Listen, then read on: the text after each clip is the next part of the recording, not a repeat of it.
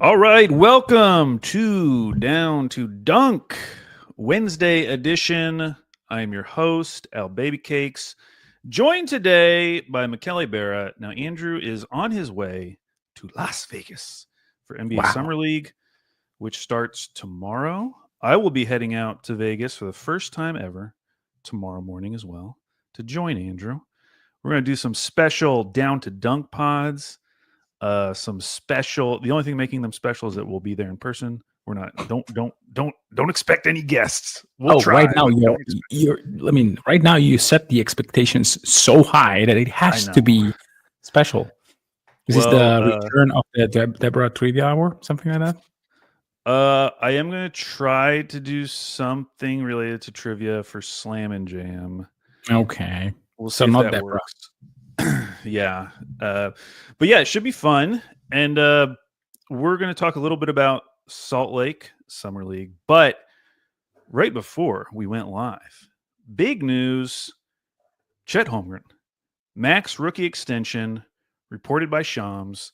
Now, the Wow. reporting isn't. Did you not see this yet? Not yet. You broke the Oh, news for okay. me because I had like a very Oh, interesting exciting. evening that I'm not going to discuss on the pod, but no. Yeah. So the initial reporting is interesting because it says a deal worth up to $250 million, which, if you followed like the announcement of Paulo Banchero's max extension, his max extension is much higher than Mhm. 250. I think that it's a difference. It can go up to like 287 for Paulo. So there are still some details that haven't been fully revealed. Although the one thing that was revealed, which I think the Athletic, actually it's in Sham's story as well, it does not include a player option or a team option. Yeah. So it's a fully guaranteed 5-year deal. Now, there are questions about what are the escalators in it. You know, if because think about last year with Evan Mobley, signed a deal. By the way, if people are freaking out about J-Dub not signing a deal yet, I did look it up. Evan Mobley didn't sign his deal till like July 23rd. Okay, so don't freak Yeah, out. and Give it a few and weeks. if we can, like, the only max that was in any sort of doubt was Chet once. In my mind, like, Yeah, for J, it's a whatever max that he wants. He's a super duper star right now, and maybe they're discussing years, maybe they are discussing player options and whatnot. It takes a little bit of time. Maybe it's just, hey, I have like an injured wrist that I need to take care, and then we start the discussion. So it says here, Bobby Marks, that it's up to the 25% of the projected 165 million salary cap. So it's 25% yeah, and so of.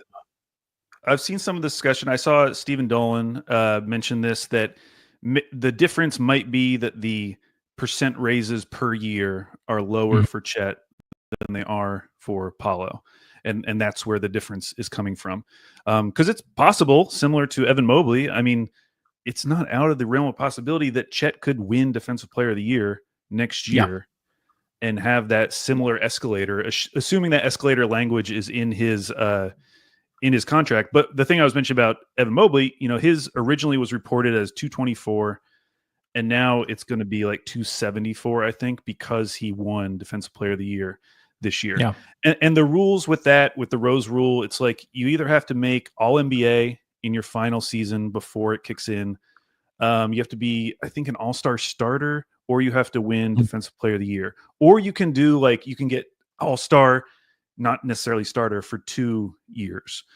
Yeah, So I think for Chet, the most likely, I don't know, I think the most likely one would be Defensive Player of the Year. I mean, if Wemby, similar to this year, like something happens and he doesn't play 65 games, like I think it's very possible that if Chet's healthy, he could win Defensive Player of the Year.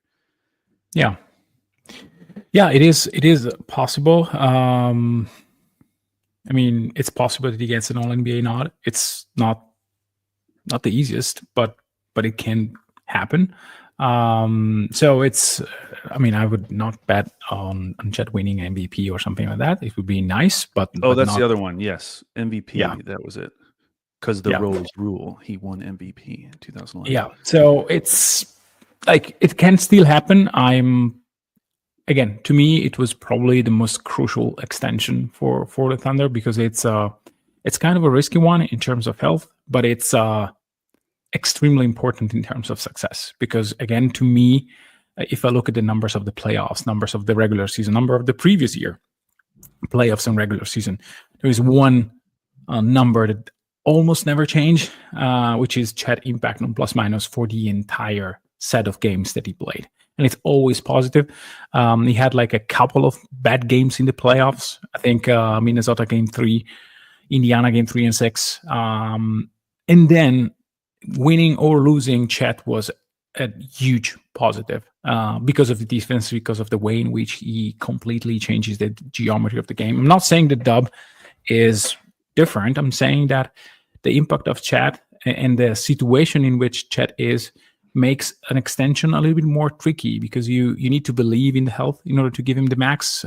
He needs to probably cope with the fact that he will not get a max like Paolo or like J-Dub. So it's not an easy one in my opinion.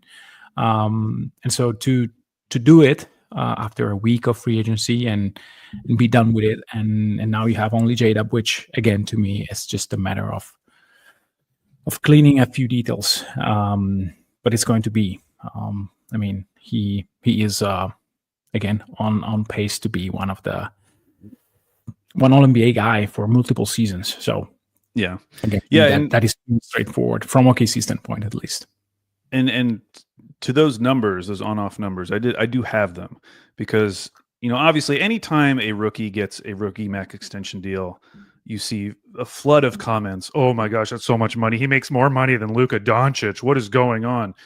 Luka's going to make so much money next summer. So don't worry about that. Don't worry about Luka. He'll be fine.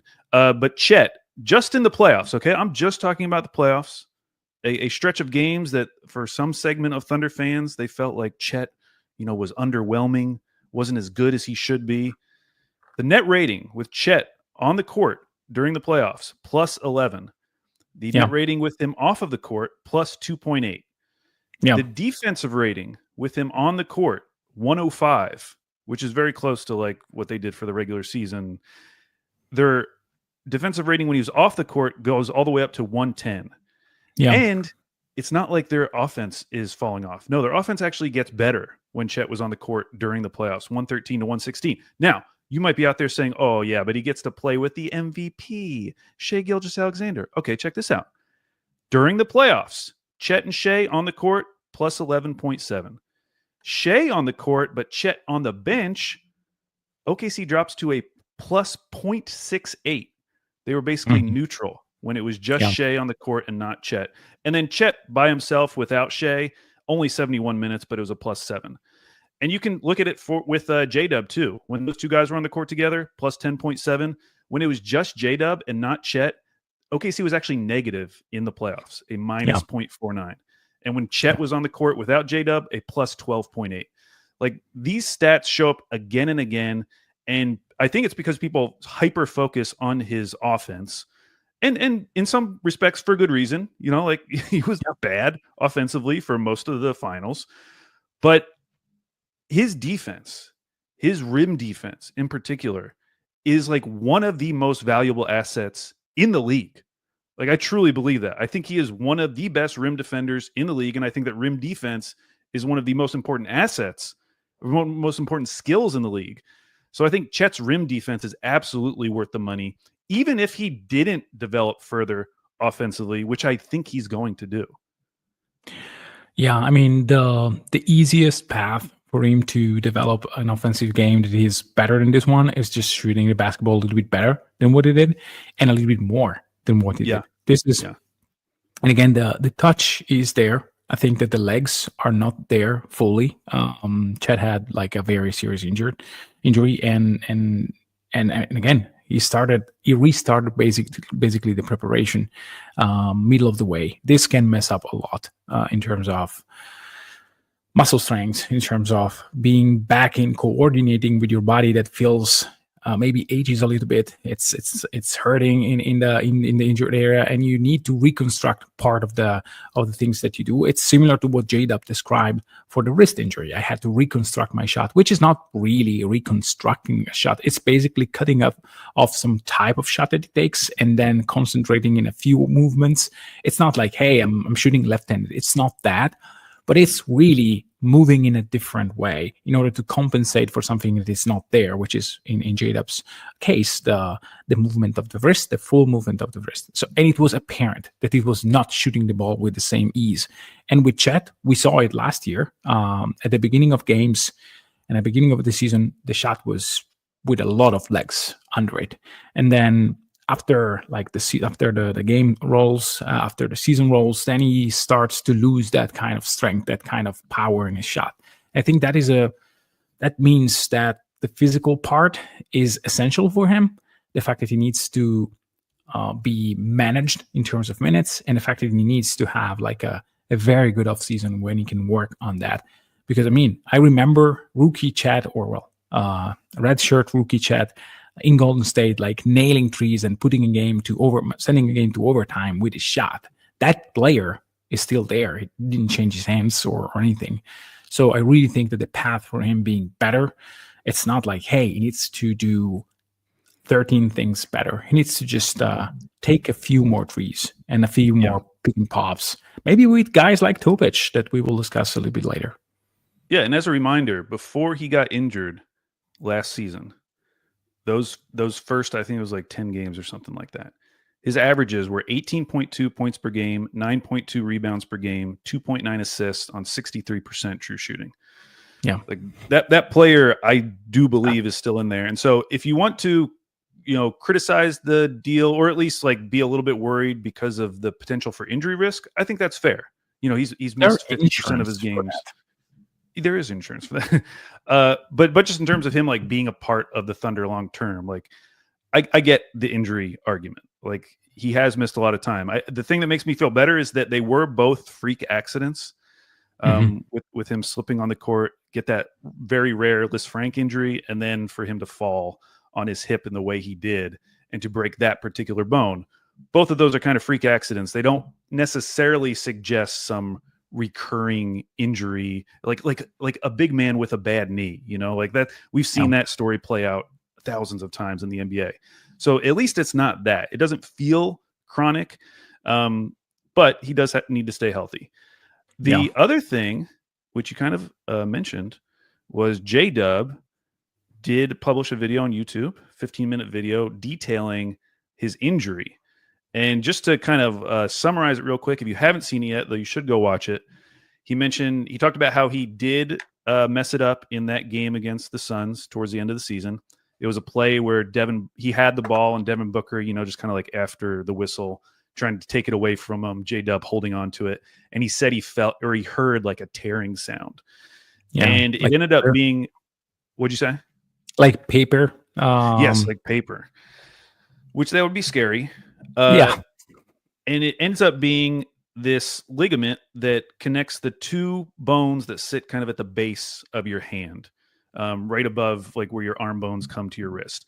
And those two bones being held together is very important for you to basically do any movement with your wrist, especially like flex and extension.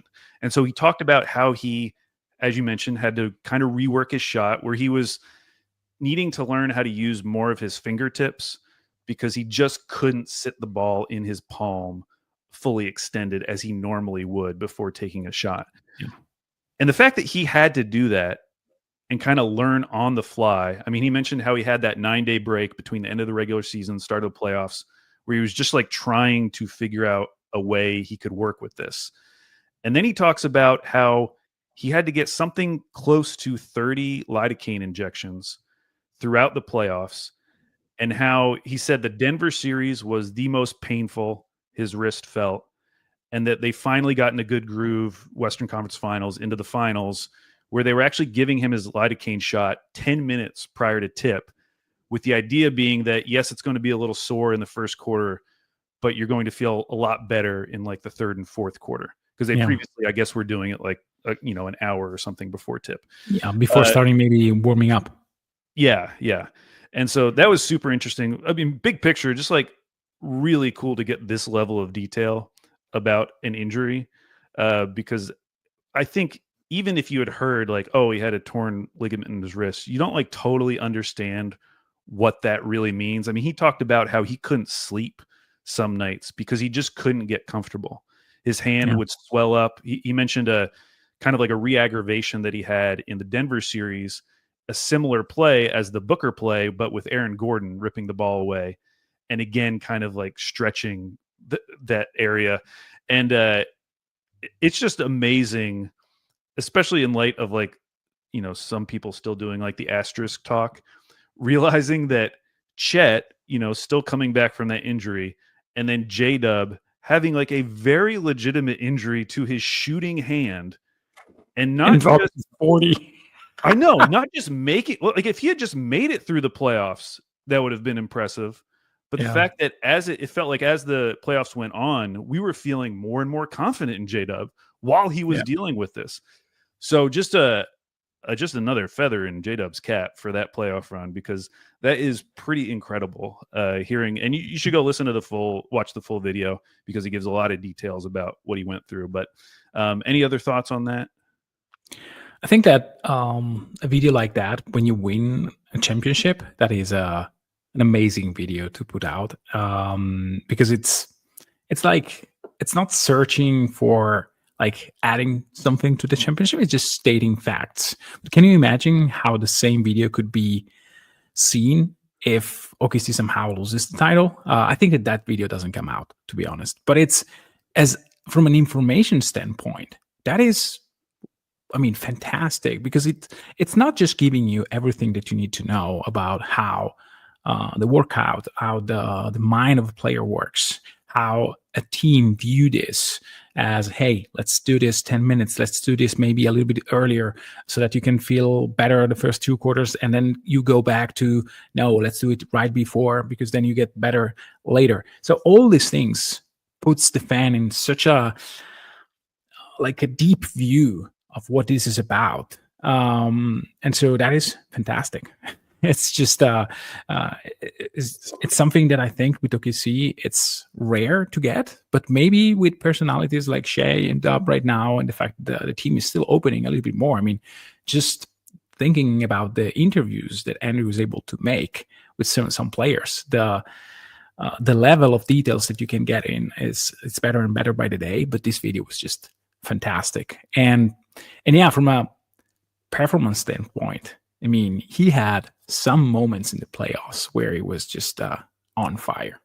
And if I know that we can't really project, hey, he did that with an injured wrist, and let's see what he can do with an healthy one, because I mean, there are many things that can play into it, mind tricks and whatnot. Because again, if you're hurting and you see the ball going in, it's just it increase your feelings and whatnot, so you can get a great performance anyway. But I mean, this is great. This player had like a subpar playoffs in terms of shooting the ball, and we know that is related to the situation of his injured wrist. That we can project the next year, coming playoffs time.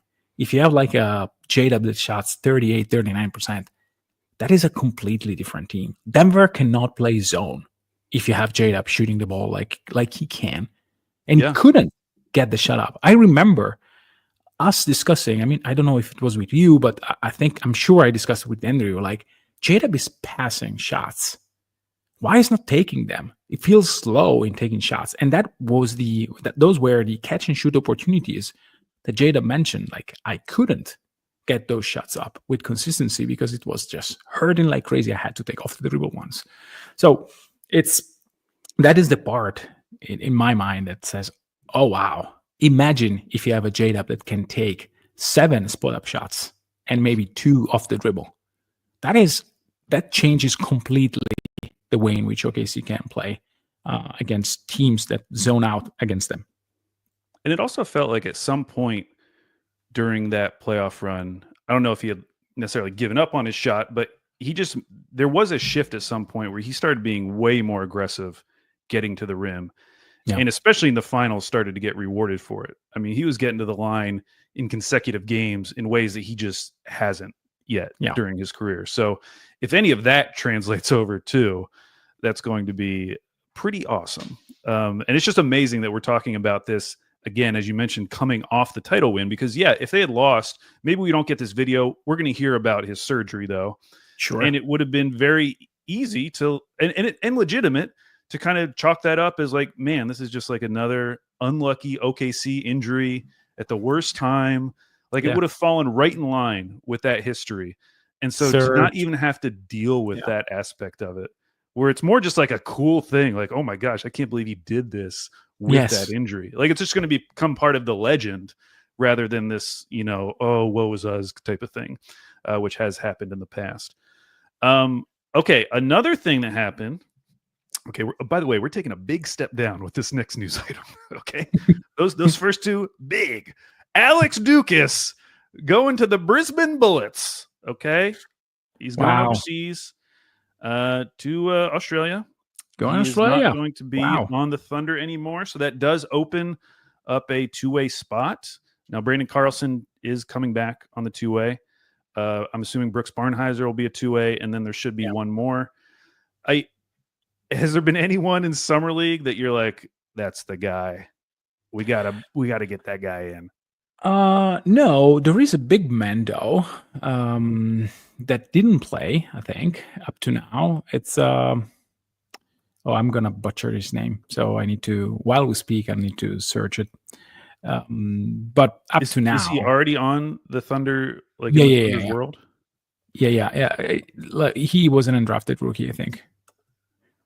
Big man shooting a little bit. He's on the Summer League roster. I just I don't want to butcher his name again. But anyhow, I think that in terms of other guys, I don't think that I saw a ton of interesting prospects. I was laser focused on how how Topic and Mitchell, to be honest, were playing, and a little bit to Bornheiser, who I think he had the best game tonight. But in the previous two games, the offense looks shaky at best, but the rebounding and the effort and him being everywhere, it's something that you can take away and say, okay, this guy will literally fight on every loose ball. He is a decent presence in the board. He really has great position awareness when it comes to rebounds. So there are things that he can do. I think that the name is Victor Lakin, something like this. Yeah. From Russia? Yeah, he played in college. Played at Clemson? Yeah, that guy. 6'11", 247? Yeah. That guy I want to see, mainly because he can kind of shoot, pass, and dribble. Yeah. And he like you said, he is on the Summer League roster. Is there any, do you know if he's like not playing in Vegas? Is there an injury, or is he I don't know. We'll see. Okay. I really hope that he plays in Vegas because I would love to see him, because he's a guy that projects to be like a big man off the bench that can do a little bit of everything, especially if the shot pans out. I think that he shot 37% in college from 3-point range, mainly in pick and pop actions. And the reason why I'm interested, it's because it creates like a very low level microcosmos of, hey, let's see what Topic can do with a big man that can pop out. This is something that I was really anticipating. But again, not sure if he plays. And clearly the big men that are playing right now with Topic are not pick and pop guys. Like definitely not pick and pop guys. So Alex Dukas, he ends his NBA career, 21 games played. Listen to this. Oh, he shot 40% from the field. He shot 47.6% from 3-point. Nice. And perfect from the free throw line. Any favorite Alex Dukas moments? Since this is probably the last time we'll ever talk about him. I don't think that I have a favorite moment. I think in Summer League, it was a game where he drained like a few threes, and I was very excited. But then during the regular season, it was mostly the same, like getting in, taking a few shots, him or Flagler. Him less than Flagler in terms of numbers of shots. Him hitting more than Flagler, no matter of the number of shots that they took. So yeah, I mean, it's nice that he got the championship experience. It's nice that he can make like a bunch of money because I mean, for Europe or for Australia, I think that he can add a lot of value because he's decent in terms of athleticism for European standards, and he can really shoot it. So again, Australia, nice place to start because it's a rough league in terms of contacts and whatnot. But again, even in Europe, I think that teams should look at guys like that. And who knows? You know, we've seen guys go overseas and eventually make their way back. For me, Game 5 of the finals, Alex Dukas was wearing an incredible shirt. I took multiple pictures of it, sending them back and forth to Luke, trying to get the perfect shot. He had it was like a flannel button up, but it was a sparkly. It wasn't sequined, but there was something about it that made it like shoot off at you. And so I really liked it. And I was really trying to get a good shot of it, but this security guard kept stepping right in front of my sight line of Alex Dukas, so it really made it challenging. And then eventually I started focusing on the game. So that's enough Alex Dukas talk. Next up, another news item. The NBA Cup pod, what do they call them? Group was announced today, and the Thunder got by far the best group in the West. So in the West, they are in Group A. Minnesota Timberwolves, okay, good team. The Thunder, the Phoenix Suns, the Sacramento Kings, and the Utah Jazz. 3 teams that I would expect not to make the playoffs in the West. So that is looking pretty juicy for the Thunder. To kind of, I mean, if there was one bad part of this past season, you got to point to that Cup final loss. So maybe they'll be out for revenge this year. And this grouping should help. Yeah, I mean that is a nice crop of teams. But I don't think that last year the group was particularly tough either. So it wasn't. They lost that Spurs game. Yeah, it was the no big man game, I think. Yes. Where, I mean, it was like the last game of a sequence of games where they had basically nobody. By the way, Lakin is not playing because he's injured. And also the reason why he was not drafted, I already read about that, but I completely forgot while discussing this. Anyhow, yeah, the group is nice. So it's fine that OKC has like 2.5 teams, 3 teams that are not really in playoff contention. And the Wolves, which are always fine to match up against.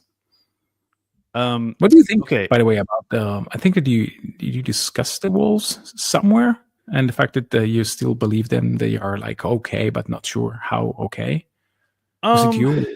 I don't remember. Yeah. I mean, I think they're. I don't think I should be like happy about their offseason. I thought it was fine. But my whole point was, at least for a Thunder matchup, they gave big money to the 2 guys who just like did not show up in that series at all. I mean, if you go back and look at Julius Randle's stats, he had games with good stats, but like he was not good in that series. And so them paying those 2 guys and then letting Nickeil Alexander walk, someone who, I mean, he was incredible in game 4, I think it was. And he was really good across that entire series. I'm fine with it. Maybe one of these guys turns out great, like a Terrence Shannon Jr. or something like that. I forget Jalen Clark is the other guy. Yeah. Like maybe one of the guys step in and just immediately replicate what Nickeil did. But I didn't feel like they had some amazing offseason. Yeah, I mean, and also the price tag was not super duper high for Nickeil. What he got? 48 for 48, something like this? Yeah. Yeah, it wasn't crazy. That's like barely above the mid-level exception, if it is above. I don't remember the exact number. So it's like he's not really expensive. Like either he didn't want to stay, just said, okay, no matter if you offer me the same amount. And I think it was 4 years, 62. 62. So a little over 15 million. Yeah. Still not a bad deal. Like still No, like I mean that's something that's a normal bench wing yeah, it's contract. below starting level salary. Yeah. Yeah. Yeah, So so like I don't know. When I just look at the teams that like really changed their makeup, that did something that actually is going to make me like reconsider them in the West, I just don't include them there. They're probably yeah. right where I would have thought about them previously. So it's not like I don't think they've gotten like significantly worse or anything, but you look at teams like Houston and Denver are the two obvious ones. Like those teams made significant changes to either their depth or in the case of Houston to like their top level star talent where Yeah. I'm forced to think about them differently. And I just Yeah. don't feel like I need to think about the Wolves that differently heading into the season. Yeah. I feel the same. I'm not entirely sure about like if Denver really got more depth. A little bit, yes, but also again, I think that MPJ was injured a lot in the playoffs, and I mean he's a gunner with a type of gunning that is a little bit different. So I'm curious to see how that works. I think that it will work. Houston, I want to see that, but I at least there I see, hey, the top end talent is really different. The fact that you start Amen Thompson and you can have like dead eye shooters around him, that is something that is scary. It's so it's I'm very curious to see how that works for the regular season, but also like in games where it really matters. Okay, last news story. This one isn't even OKC specific, but it is kind of Nugget specific. I just think it's cool. They finally made the rule change where end of quarter heaves will no longer count against the player. They will count as a team field goal miss. So That's nice. they tested this out in the G League last year, and Owen Phillips over at the F5, which I talk about a bunch, it's a Substack, which is free to read. He showed the difference in the G League year over year. It went from something like 350 heaves in the G League season to like 550. So it significantly increased. And then he also showed some of the biggest changes, like how would this player's 3-point field goal percentage have changed if these rules were in place. And the craziest one is Jokic, of course, because Jokic takes a ton of heaves. He took 25 last year. If this rule was in place, his 3-point percentage actually would have gone from like 41% to 45% for the regular season last year, which is crazy. Wow. Is that impactful? I mean, it probably will be for his like end of season awards. No, I just 25 shots, 2%. Okay. Then he makes he made like one Eve. He actually he was 3 of 25 from heaves. The funniest one is 2001 Andre Miller, whose 3-point percentage, if you had this rule in place, would have gone from 26.6% to 37%. And the reason is because he just didn't take threes. He only took 64 threes, and 18 were heaves. He was 0 of 18 on heaves. And so that was the best one. The rest of them are, like a few percentage points. Like Dwayne Wade was one of them, Kyle Lowry, Derrick Rose.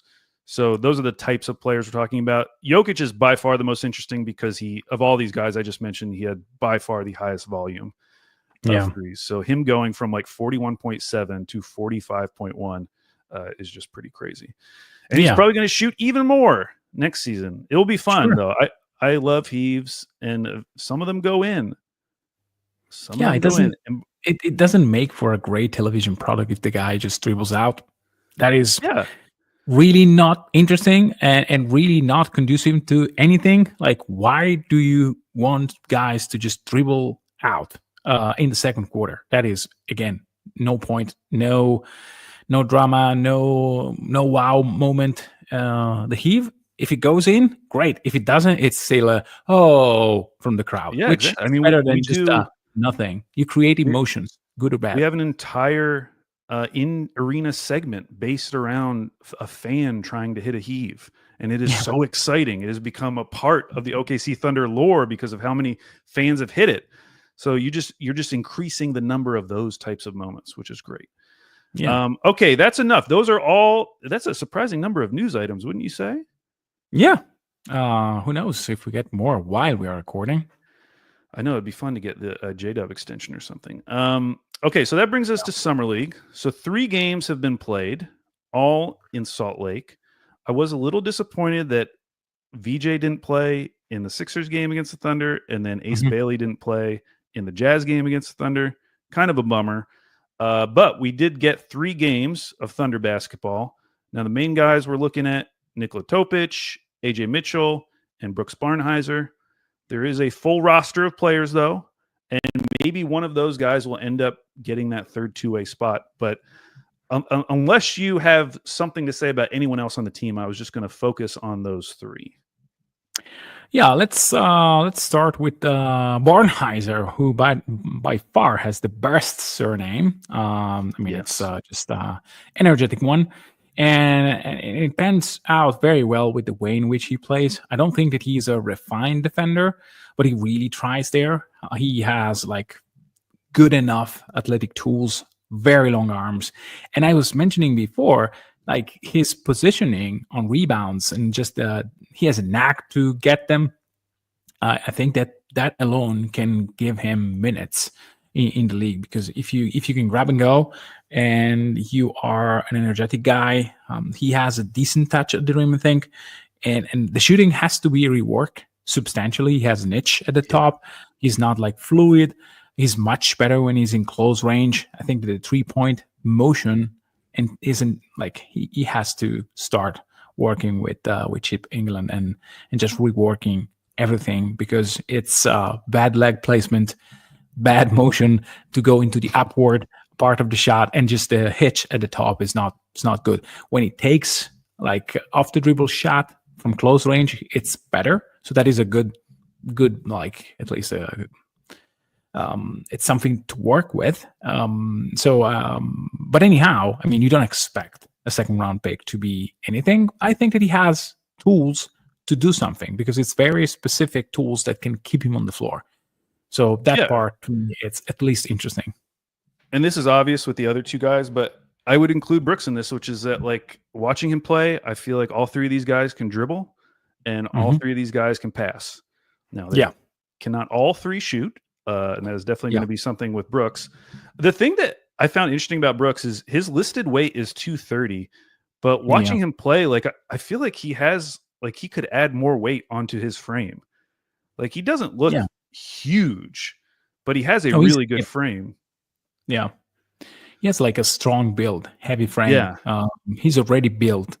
So I think that he can muscle up. He can probably be a guy who size up in terms of who he guards and on the opponent team. I think that he's a guy that I'm not saying that he can guard Jokic tomorrow, but he can probably be a positional defender on big guys. I mean, how big? Who knows? I mean, he's not Caruso, but he can learn from Caruso next year. So I really think that when you have a skill that is, hey, I'm good at getting rebounds, which is something that OKC desperately need, and it's something that I think was behind the Dylan Jones signing, because he was another guy who could really grab and go in college.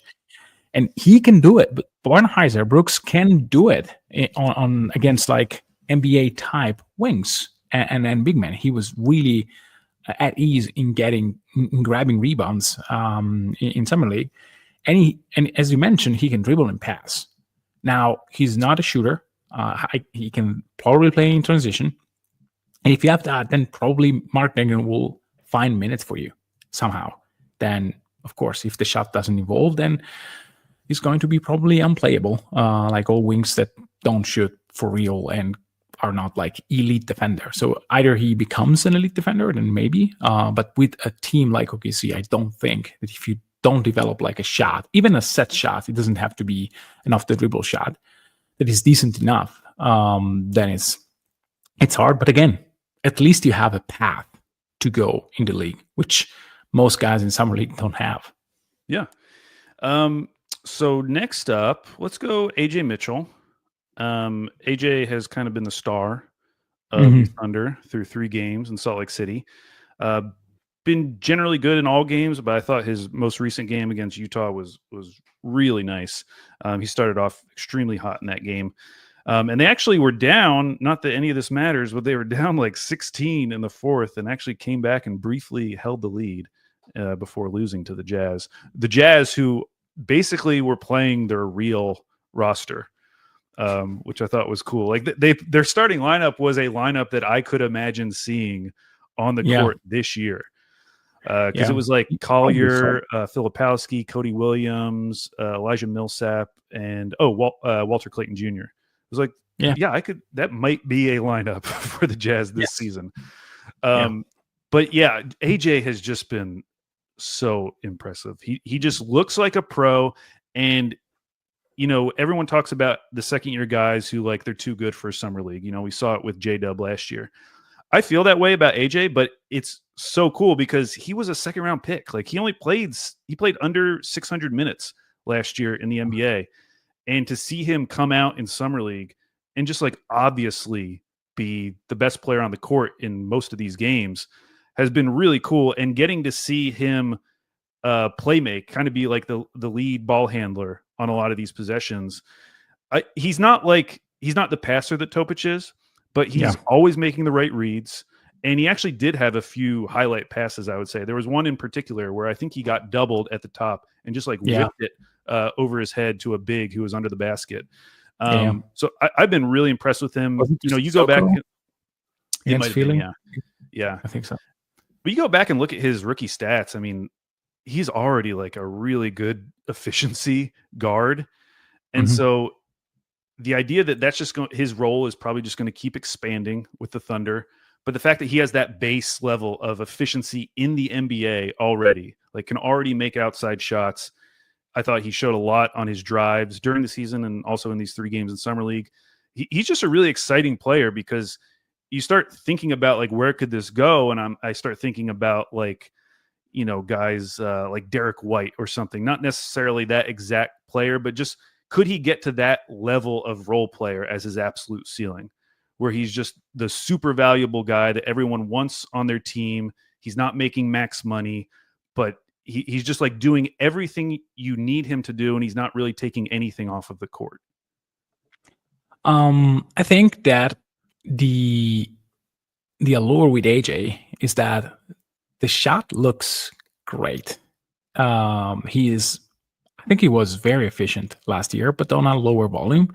Yeah. And the fact that he can really pass and dribble is a plus because you don't really need AJ to be your lead guard or anything. He can share duties with either Topic, Dub, Caruso, and Hartenstein, where he can be a primary, but also immediately secondary. As soon as the ball comes after midcourt, he can make a pass and just relocate.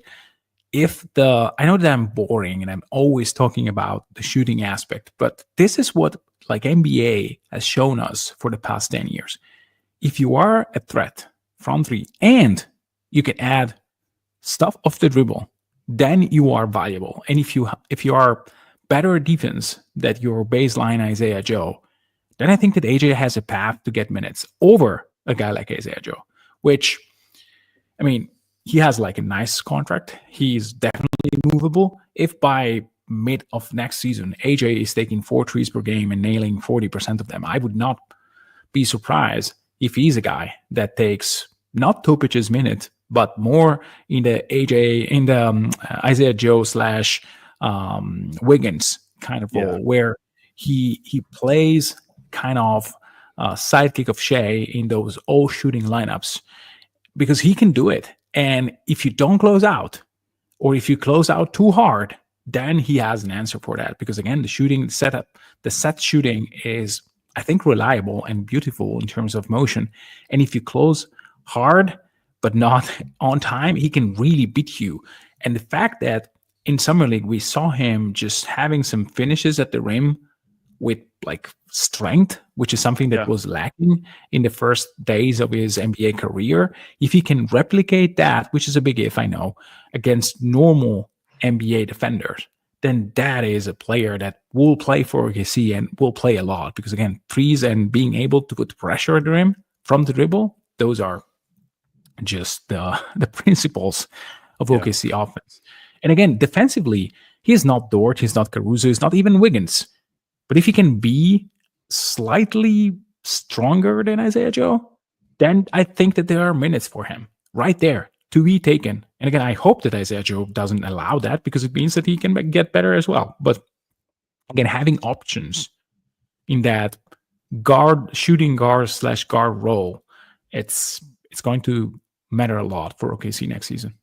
Yeah, maybe the defense is the part where that prevents him from truly reaching those like Derek White level impact on a team. Yeah. But he can still be like a very good player. And the thing I love seeing in this summer league, which I'm excited to watch in Vegas, is just seeing how many pick and rolls he gets to run. Because I think he's been really good in the pick and roll. And there's been multiple plays where he's done the Chris Paul thing, where the guy gets around the screen and he just slows down, keeps him on his hip, and then gets whatever shot he wants. Yeah. He's done that multiple times, whether it's hitting a floater or going all the way to the rim. I've just loved what he's done in the pick and roll. So AJ looks ready to go. I hope they don't sit him in Vegas because he's too good. I hope we get a couple games with AJ. Plus, because I just want to see him and Topic continue to develop. You know, what does that look like? Both of those guys playing on ball or off ball. And so that brings us to Topic, Nikola Topic, 12th overall pick last year's draft, out for a year with ACL. First time we've gotten to see him. He is still 19 years old. Michele, you watched his first 2 games, which is correct, probably for the best, because I do think his third game against Utah was probably his worst so far, though it was a back-to-back, okay? It was a back-to-back in Summer League. What have you thought, big picture, about what you've seen from Topic so far? First, I don't think that he's there yet in terms of conditioning. It's apparent that his burst that we saw in some clips of Mega 2 years ago, and also the surge of physical contact was not always there. I think that the thing that surprised me the most is the fact that his hands were very active defensively, which is something that I did not expect to see this early. He created some turnovers. He was positioned well on many defensive possessions, which is something that, again, it's Summer League. I vividly remember multiple players, good and bad, for OKC just simply not caring on defense in Summer League. That was not the case. And again, this was not one of Topic's strength or even thing that you can conceptualize last year. So I think that is a good sign.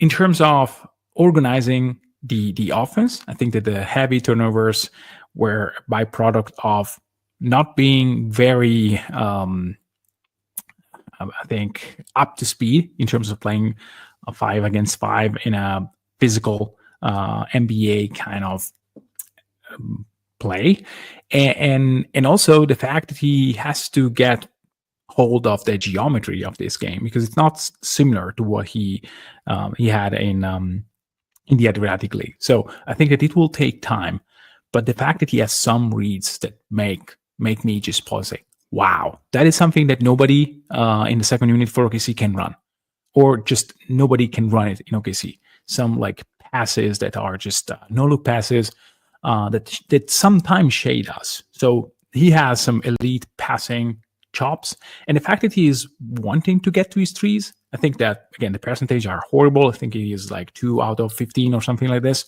Yeah. So not really getting results, but the type of shots that he takes are good shots.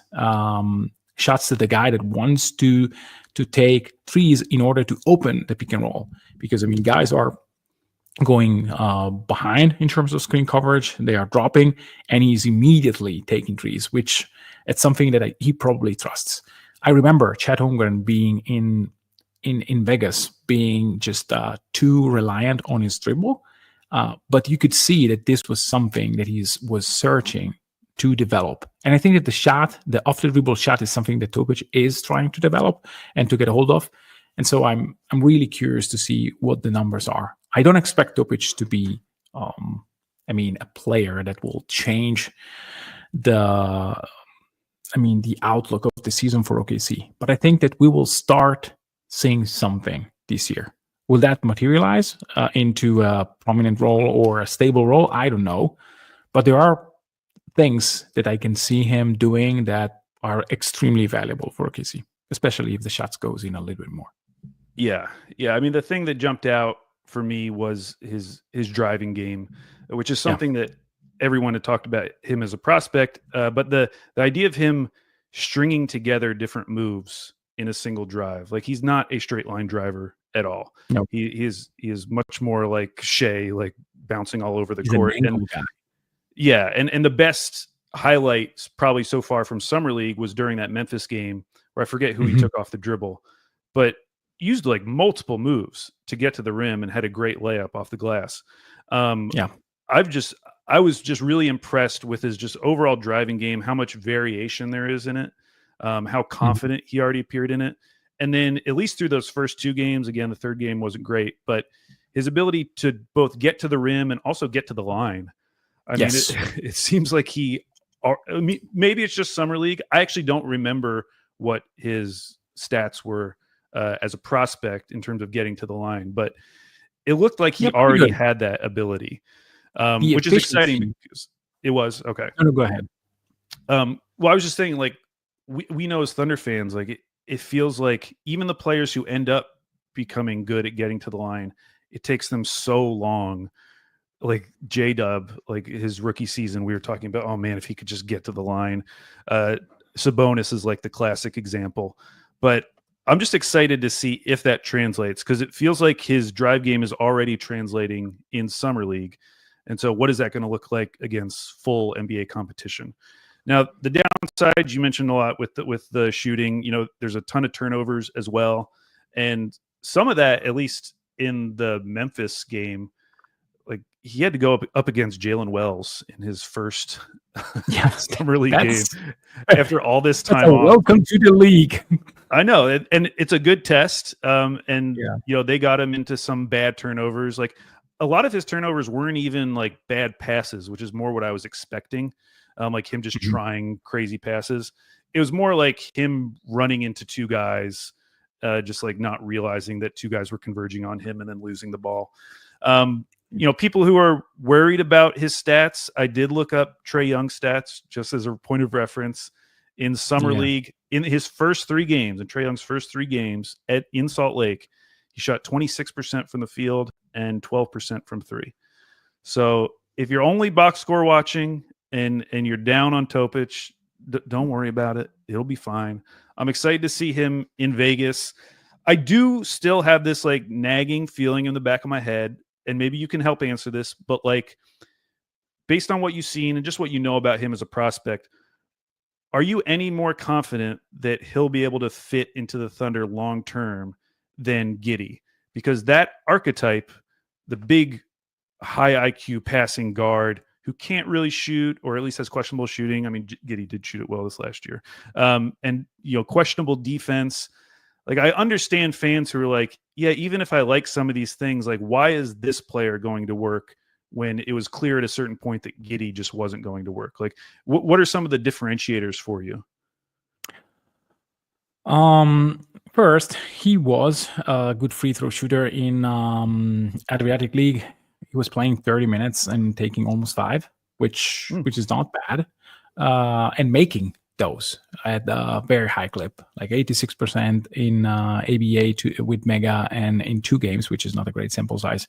Also 4.5 per game at 89%. So he's a very good free throw shooter.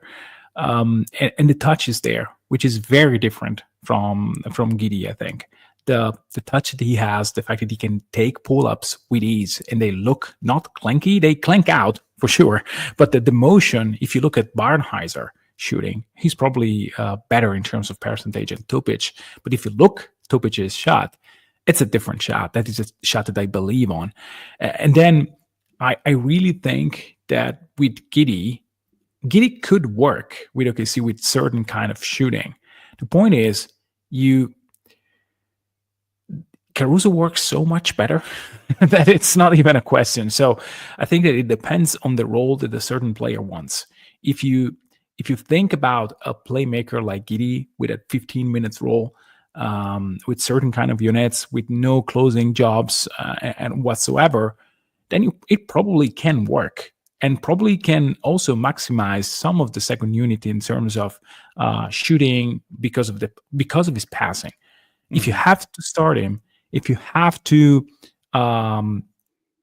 just having just as a spot up shooter because he cannot like take pull ups or whatever, then it makes it a little bit more difficult. Topic has, just to be clear, Topic has many traits that are similar, and so there is a huge possibility that it turns out the same way. That after the rookie contract, he's either very good and wants a better role, or is not really effective. And defensively, you cannot afford him, like Mitsic.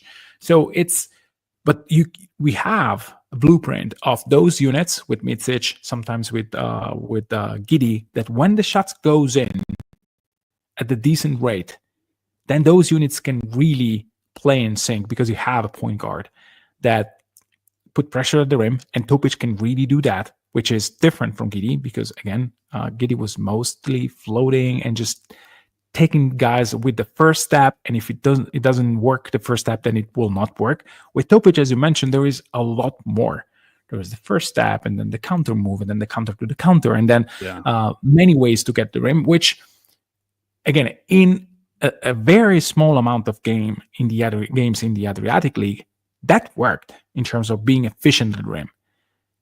Those are the reasons why I think you can picture a player that is similar to Giddy, but maybe a bit better in terms of shooting. And as I mentioned, maybe wants it a little bit more defensively. Those are two extremely high maybes, extremely wide maybes. So I don't want to sit here and say, oh, it will work because it's very different. No, it's not. But there are differences in terms of how he finishes at the rim, how he takes free throws, and how the shots, when he takes them, look. Those are three things where I would really see a possibility. Then he has to make it real, and it will not be easy because, again, there are many players that will play for minutes next year.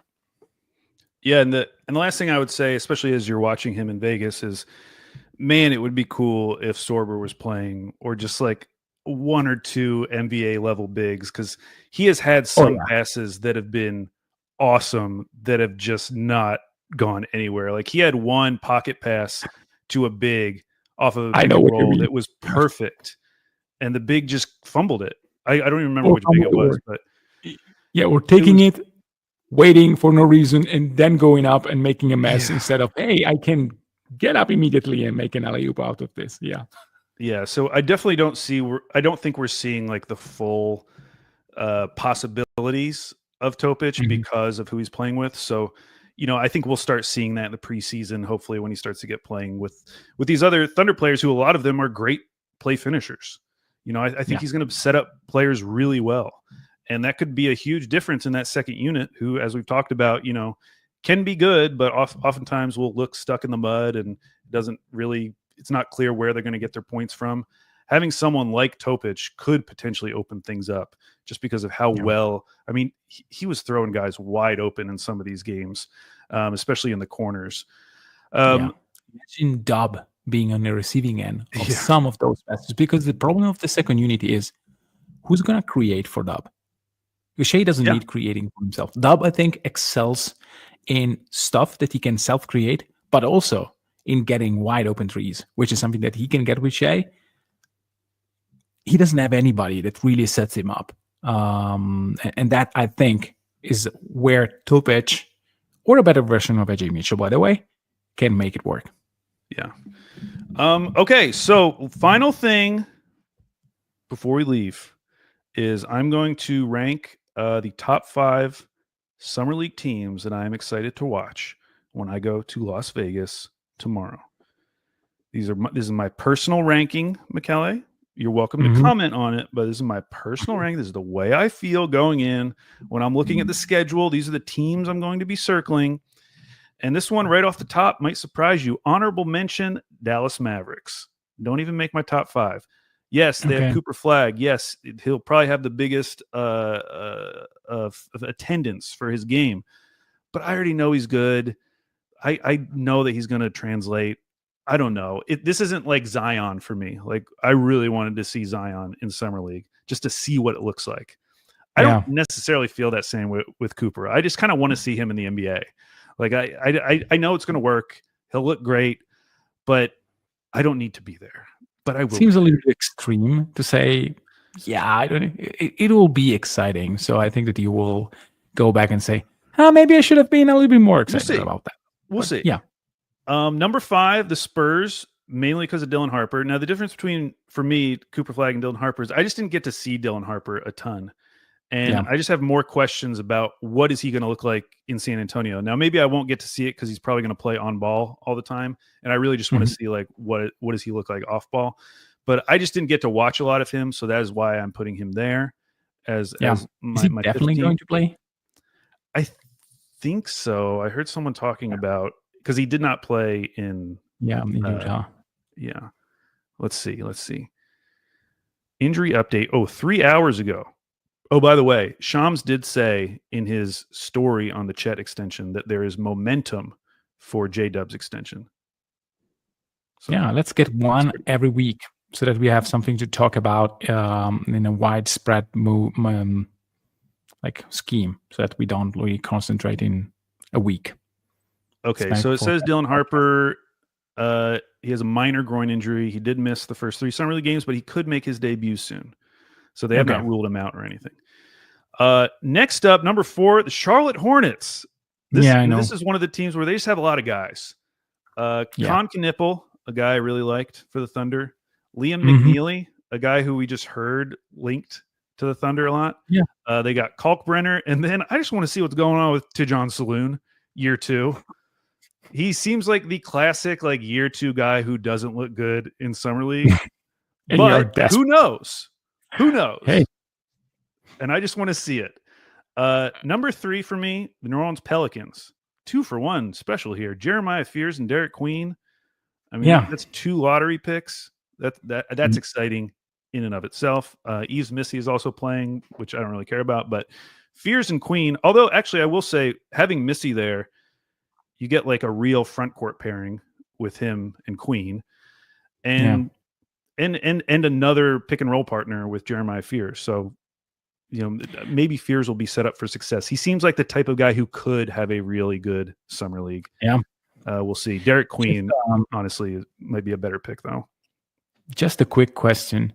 Would you have used the package that New Orleans gave to Atlanta to draft Fears? No. Yeah, that's the point. If you really like Queen, just draft him and just be okay with that. I mean, you in this way, you're saying that you are using 7 next year unprotected 1 and another 1 to draft Fears and Queen. Like that is mind-boggling to me still. Like it's just I mean, and the part of that deal that you always like, it's kind of like the Luka deal in that you just keep learning other things about it or remembering other things about it. The fact that 23rd pick that they traded up for, or they traded to the Hawks, they took Ace Newell. That was the pick that they got from the Pacers when they made that stupid trade, like not hours, but like a game before Halliburton tore his Achilles. Yeah. So they could have had their own pick next year, unprotected, obviously, because it's theirs. They could have had a top 4 protected Indiana Pacers pick in 2026, and they could have still had this number 7, which they could have taken Fears or Queen. I would much rather that outcome than this outcome. Yeah, it's just so bad. Number 2, the Washington Wizards. They just have a ton of guys playing. Trey Johnson, Alex Sarr, Bub Carrington, Keyshawn George. I mean, they could almost get to a regular season lineup with those 4 guys. And then Dylan Jones. Nice. For the Wizards. 2nd year. Let's see what happens. And then my number 1. Do you have any guesses? I mean, are you just horror movies kind of fanatic? Is it Brooklyn? Do you want to see how those guards play together? Or just I considered it, but honestly, the interest in Brooklyn, as you mentioned, is just like kind of seeing them all together. I'm not like Yeah. super pumped to see any of them individually. Oh, come on. You don't want to see like the full guard. You don't want to see Yegor Demin rocking the ball and clanking everything that he touches. That I is don't really. I did exciting. consider them.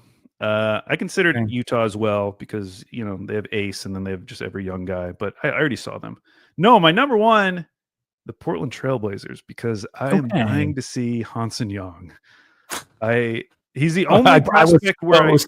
I was very close. Okay. I truly have not seen like anything of him. I've only seen maybe like 3 minutes of clips. Yeah. And I have no idea what's going to look like. Their summer league team isn't like loaded with a bunch of young guys. Like Klingon's not playing, Scoot's not playing. So it's really just Hansen Young, like Rayon Rupert is playing, but that's like the only like Trailblazer that I actually know. So I don't know if it's going to be the best setup for him, but I just want to see like anything. I just want to see what it looks like. Cause I was listening to a Portland podcast. He was talking about how like, I think it was over 40% of his possessions were post ups. I mean, that is what he lived off of in the CBA.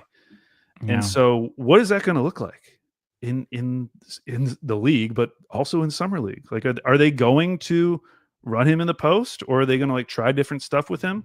He's obviously a very good passer by all accounts, so I'm interested to see what that looks like. He can definitely throw some like Jokic level passes. I'm just excited because I have no idea what to expect. I'm expecting not great. So I'm excited that the idea that what if it's good? Yeah, What if maybe he's you dominant? can overpower other guys, and so everything will look amazing in summer league. Air quotes Maybe. in summer league. So yeah, I'll definitely be at the first Portland game. Okay, that brings us to the end. So next time you hear from Down to Dunk, it'll probably be me and Andrew in Vegas doing something. Michele, anything else before we leave? Just enjoy Vegas for me as well. Like I've been there twice, but it's been too long ago. 7 years. I need to go back soon. I'm very excited. Not tomorrow, but maybe in a few years. Hopefully you'll see me on TV at some point in the stands, chatting up some execs. Probably unlikely. I'm trying to think who people. I'm trying to think who I would see where I would like just have to go up. Like no matter like a player, like if I saw Iverson there for some reason, I think that is someone where I would have to go up. I would have to say something. I don't know if there's another player like that where I would feel compelled, and I don't know about execs. My favorite exec run-in was when I moved to Portland. This was shortly after he was fired. I was walking down downtown in Portland and realized that I was right next to David Kahn of the Timberwolves. Yeah. But I like wasn't positive, so I didn't say anything. And also, what am I going to say to David Kahn that wouldn't be like making fun nice of him? pick? Yeah. So I didn't say anything, but I'm expecting like hundreds of those when I go to Vegas because apparently just everyone is there. So that will be very exciting. Yeah, I mean, while I was there, I was still trying to make it in terms of analytics, stats, and whatnot with ChartSide. And when I saw Zach Lowe, which has no possible way to really bump an analytics website to anything, or very little, because he wants stuff to be able to talk about, and we were in like startup mode. But he was kind enough to give us half an hour and a few hints of what he was interested in and how to look at a few things. And it was surprisingly easy. I mean, it took us 3 days to get this 20 minutes, but it was fantastic. And the only place in planet Earth where we could actually do that. So it was a moment. That's a good name. That might be someone where I would feel like I'd have to go up. Oh, if I saw Bill Simmons, I don't think Bill Simmons is going to be there, but I would probably have to go up to Bill Simmons. Yeah. That would be very exciting too. All right, Michele. Well, thanks for joining us. And we'll talk to all you very soon, probably on Friday. Bye-bye.